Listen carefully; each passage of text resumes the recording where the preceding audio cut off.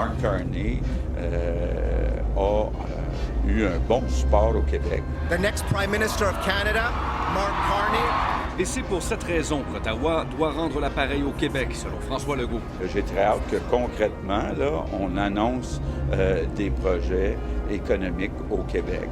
Donc, je pense que ça serait la meilleure manière pour M. Carney de dire merci aux Québécois. J'espère que le premier ministre va refuser tout projet de pipeline que Mark Carney va vouloir nous passer. M. Legault a un préjugé négatif assez évident envers le Parti libéral du Canada. Contrairement à 2021, le premier ministre s'était retenu de soutenir un candidat. Il avait souligné la proposition conservatrice en immigration, mais sans plus. Au lendemain de l'élection, voilà qu'il louange le profil économique de Mark Carney.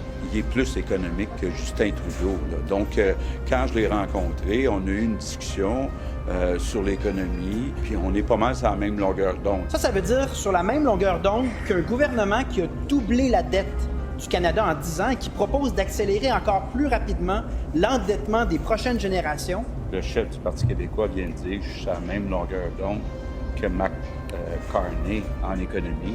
On ne peut pas dire la même chose de lui avec le chef du Bloc québécois. Le chef péquiste désavoue la stratégie empruntée par son homologue du Bloc québécois. En fin de campagne, Yves-François Blanchet a concédé la victoire aux libéraux, en plus d'offrir sa collaboration. Nous, on ne pense pas que Carney pouvait et on ne pense pas que Carney va collaborer avec le Québec.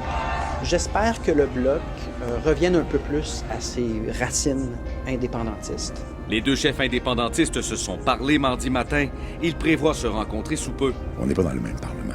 Je comprends très bien. Alors, je comprends très bien que Paul veuille camper des postures qui leur appartiennent très légitimement. Quant aux attentes de la CAQ en matière d'immigration, les immigrants temporaires qui sont contrôlés par Ottawa, on est passé de 200 000 à 400 000. Il faut venir à 200 000. Il faut s'attendre à ce que François Legault continue d'insister auprès de Mark Carney sur ce sujet.